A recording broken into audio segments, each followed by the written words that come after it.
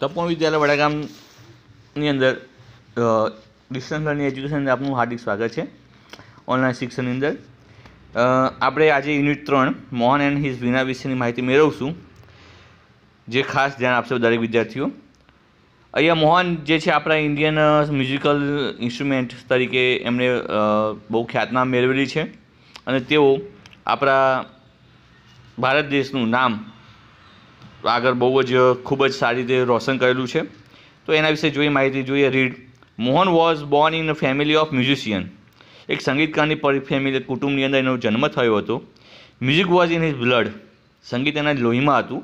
હ્યુ grew up with like his father and others family members. એનો જે વિકાસ થયો તેના પિતા અને બીજા એના કુટુંબના સભ્યો જેવા. He was initially trained in vocal music and there hand in at the violin. એને શરૂઆત ત્યાંથી કરી વાયોલિનથી, અને વોકલ મ્યુઝિક આપણું લોકસંગીતથી એને શરૂઆત કરી હતી. બરાબર. આપણા ઇન્ડિયાની અંદર લોકગીતનું ખાસ મહત્ત્વ રહેલું છે. વેન હી વોઝ અબાઉટ 10, જ્યારે તે 10 વર્ષનો હતો, હી સ્ટાર્ટેડ લાઇકિંગ સિતાર. એને સિતાર વગાડવાની શરૂઆત કરી. પહેલાં એને વાયોલિન ઉપર હાથ અજમાવ્યો, પછી એને સિતાર વગાડવાની શરૂઆત કરી. He was also stand in it for about 3 years. 3 વર્ષ સુધી એના પર એને ટ્રેનિંગ લીધી. A German lady came to stay with Mohan families to learn music from his fathers. એક જર્મન, આપણે ઇન્ડિયાના હોય એને ઇન્ડિયન કહે, જર્મનીના હોય એને જર્મનની એક સ્ત્રી મોહનના પરિવારના એના પિતા સાથેથી સંગીત શીખવા માટે આવી હતી. The guitar enter his this life. અને એ જ સમયે એના જીવનમાં ગિટારનો પ્રવેશ થયો. He began his experiment with that beautiful instruments now in his life. એના જીવનમાં જે આ નવું એક સંગીતનું યંત્ર આવ્યું હતું એના ઉપર તે પ્રયોગો કરવા લાગ્યો. I want to play the guitar only. હું ગિટાર વગાડીશ, said Mohan to himself. Guitar, બરાબર. તો એને ગિટારનું એના જીવનમાં પ્રવેશ થયો. Guitar, the world a guitar our is a family where sitars, vocals and classical practised. બરાબર. બધા અલગ અલગ સંગીત ઉપર પ્રેક્ટિસ કરતા, પણ મોહનના જીવનમાં શું હતું? ગિટાર જ. The guitar does not have the effect which our instruments do and moreover India, said one of the family members. એના એક પરિવારના સભ્યએ એવું કહ્યું કે ગિટાર આપણા ભારત દેશની અંદર એટલું બધું અસરકારક સાબિત થઈ શકે નહીં. Do you know your father does not approve your interest of guitar. તારું જે ગિટાર પ્રત્યેનો પ્રેમ છે એવું તારા પપ્પા સ્વીકારશે ને આવીને કાકી કીધું, said his aunty. But his mother came to help him. Let him follow his desert heart. બરાબર. એની માતા જે છે એ એના મદદે આવી અને એને કહ્યું એના જે હૃદયમાં જે હોય એને કરવા દો. Then his father started supporting him. અને પછી જ એના પપ્પા એને સાથ આપવા લાગ્યા. He was overjoyed and decided to modify this western instrument. આ જે હતું પશ્ચિમી શાસ્ત્રીય સંગીતનું યંત્ર, એને મોડિફાઈ કરીને એનામાં બદલાવ કરીને ફેરફાર કરીને એને એના ઉપર પ્રયત્ન ઓવરજોઈડ થઈ ગયું એમ. He tried to make it suitable for playing pure Indian classical music. એને એવું બનાવવા માગતો હતો કે તે ભારતીય શાસ્ત્રીય સંગીત જેવું એનામાંથી સંગીત નીકળે એમ. He spend 2 more years with guitar only. એને છેલ્લા 2 વર્ષ પોતાના 2 વર્ષ એની પાછળ બગાડ્યા હતા. One evening there was a gathering of close families friends. એક સાંજે એના ફેમિલીના પરિવારના સભ્યો બધા મિત્રો ભેગા થયા હતા. In this small gathering Mohan's brothers, sisters and nephews who were also performing artist. Nephews એટલે એના ભત્રીજાઓ બધા જે હતા એ બધા જ ત્યાં આ પરફોર્મ કરવા ગયા. Played musical on there classical instrument. એના જે શાસ્ત્રીય સંગીતના જે યંત્રો હતા એની સાથે પરફોર્મ કરવા ગયા. There was a great appreciations. ત્યાં અમને બહુ જ બધાના વખાણ થયા. મોહન પણ હતો. Express his wish to perform. એને પણ પોતાનું પરફોર્મન્સ કર્યું. He played on guitar. એને ગિટાર વગાડ્યું. After his performance a relative said. એક પરિવારના સભ્યએ એને કહ્યું, you need to work very hard with the new instruments. One of the relative saids. બીજાએ કહ્યું, if it were the sitar you would have been in the competition with your brothers and sisters. તું જો સિતાર વગાડતો હતો તારી સ્પર્ધા થતી તારા ભાઈઓ અને બહેનો સાથેની. You have already spend 2 years on it. તે તારા પોતાના 2 વર્ષ આની પર બગાડી દીધા છે. But still this instruments need more. પણ આ જે વાદ્ય છે, જે સાધન છે મ્યુઝિકલનું, એ બહુ જ વધારે હજી માગી લેશે તારી સમયે. After his performance some word says the sitar sounds like a flowing streams. Your instrument doesn't have the depth. Sitar જે છે ને એ જાણે જે ઝરણું વહેતું હોય ને એવો સંગીત એમાંથી પસાર થતો હોય છે, પણ તારા આ વાદ્યમાં એ પ્રકારનું ઊંડાણ રહેલું જોવા મળતું નથી.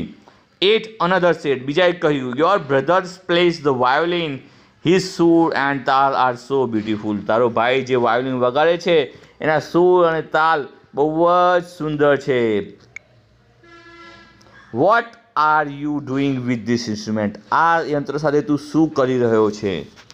એટલે કોઈ પણ સભ્યો એની સાથે એગ્રી નહોતા, તેમ છતાં પણ તેને મક્કમતા રાખી. શું રાખ્યું? જોઈએ આગળ, ચલો.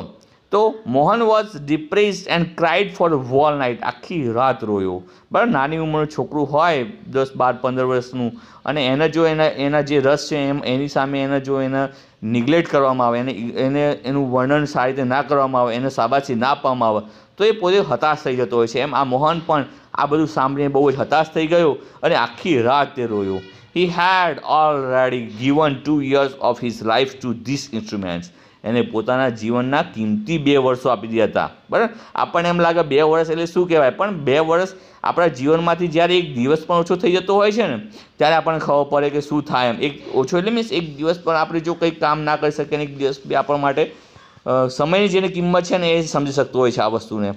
બટ ફ્રોમ ધ હાર્ટ, પણ એના હૃદયથી, આઈ એમ મેડ ફોર ગિટાર, એને એમ જ હતું હું બન્યો છું ખાલી ગિટાર માટે જ. There is no instrument for me but the guitar, મારા જીવનમાં ગિટાર સિવાય કોઈ પણ બીજું વાદ્ય આવશે નહીં, આવું એને વિચાર્યું. એટલે મીન્સ એને મક્કમ કરી દીધું, બરાબર, કે હું કરીશ, કંઈ પણ કરીશ તો ગિટાર સાથે જ કરીશ, બાકી હું કોઈ બીજા ઇન્સ્ટ્રુમેન્ટ સાથે કોઈ પણ પ્રકારનું સંગીત વગાડીશ નહીં. આવું મક્કમતા સાથે જ્યારે કોઈ આપણે નિર્ણય કરી લઈએ છીએ ને તો આપણે હંમેશા એમાં સફળ થઈએ છીએ, પણ એની અંદર આપણી જિજ્ઞાસા, આપણી મક્કમતા હોવી ખાસ જરૂરી છે. પછી ભલે ને ગમે એટલા મોટા અવરોધો આવી જાય તેમ છતાં પણ આપણે એ પૂર્ણ કરી શકતા હોઈએ છીએ. This instruments will become my face to the world, આ જે છે વાદ્ય એ મારી દુનિયાની સામે લાવવાનું હતું. આઈ એમ શ્યોર, મને ખાતરી હતી, I am going to make it big, હું કંઈક મોટું કરીશ, વેરી બિગ, વધારે મોટું કરીશ. હી વોઝ ડિટરમાઇન્ડ, તેને નિશ્ચય કરી લીધો હતો એમ. This experience took place when Mohan was only 16 years old. Mohan ખાલી 16 વર્ષનો હતો ને ત્યારે એના અનુભવ થઈ ગયો હતો. વિચારી લો, 16 વર્ષની ઉંમરે જ્યારે આટલા બધા અનુભવો થઈ જતા હોય છે ત્યારે આપણે જો એક બાળક તરીકે જો સારો એવું મક્કમતાથી નિશ્ચય કરી લેતા હોઈએ છીએ તો ગમે તેવું શિખર પાર કરી શકતા હોઈએ છીએ. પરંતુ આપણે શું કરીએ, હતાશ થઈને જો બેસી જઈએ ને તો કશું પ્રાપ્ત થતું નથી. એટલે વિદ્યાર્થી મિત્રો, આપણને આ પાઠથી એટલું પણ શીખવા મળે છે કે આપણે હંમેશા દ્રઢ નિશ્ચયથી કામ કરવું જોઈએ, જેથી કરીને આપણું દરેક કામ પૂર્ણ થાય. તમે અત્યારે હાલ 9મામાં છો, 9માના હિસાબે તમારે એટલું નિશ્ચય કરી લેવાનું છે. તમારો આ પાયો હતો બોર્ડનો, પરંતુ આપણે કોરોનાના કારણે બધું કામ નિષ્ફળ ગયું છે, સ્કૂલો બંધ છે, આપણે પ્રત્યેક શિક્ષણથી વંચિત છીએ.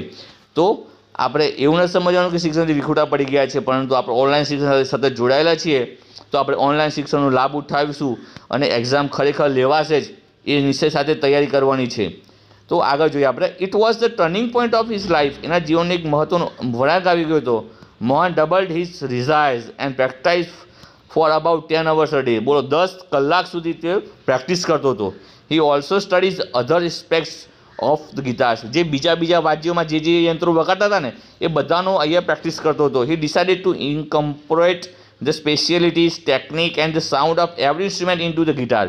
તે બધા જ યંત્રોની જે બી ટેકનિક, જે બી એની સ્પેશિયાલિટી હતી, જે બી એનો અવાજ હતો એ બધું જ ગિટારમાં ઇમ્પ્રૂવ કરવા માગતો હતો. He wanted to invent something which gave the sounds and tune of the western guitars but could be played like a Indian veena.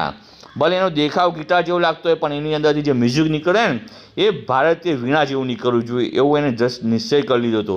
Not only the sound that my instruments produce in importance but it must also express my vision. એનો અવાજ આવો એ મારા ખાસ જરૂર નહોતું, પણ એના જે થકી જે હું મારા વિચારો જે બીજા સમક્ષ રજૂ કરવા માગતો હતો ને એ મારા ખાસ મેન દ્રશ્ય હતું. What I want to say throw the instrument, મારા એ ઇન્સ્ટ્રુમેન્ટ દ્વારા મારે જે કહેવું હતું ને એ બધાને હું સાબિત કરી બતાવવા માગતો હતો. He said to himself and finally with uttering efforts and the understanding of the ragas he create the wonderful Mohan Veena. અને અંતમાં એના આટલા દ્રઢ પ્રયત્નો, દ્રઢ નિશ્ચય અને આટલા બધા એના પ્રેક્ટિસ પછી એને છેલ્લે એક મસ્ત એવી મહત્ત્વની વન્ડરફુલ સુંદર એવી મોહન વીણા બનાવી. અને today the world known Mohan as Pandit Vishwa Mohan Bhatt, winner of Grammy award. દરેક ક્ષેત્રની અંદર અલગ અલગ એવોર્ડ આપવામાં આવતા હોય છે. મ્યુઝિકલ ક્ષેત્રની અંદર જે એવોર્ડ આપવામાં આવે છે એ એવોર્ડનું નામ છે ગ્રેમી એવોર્ડ, અને એ એવોર્ડ આ મોહનને મળેલું છે અને આજે મોહનની વાત કરીએ છીએ આજે પંડિત વિશ્વ મોહન ભટ્ટ તરીકે જાણીતા છે અને એમને ગ્રેમી એવોર્ડ પણ મળ્યો છે.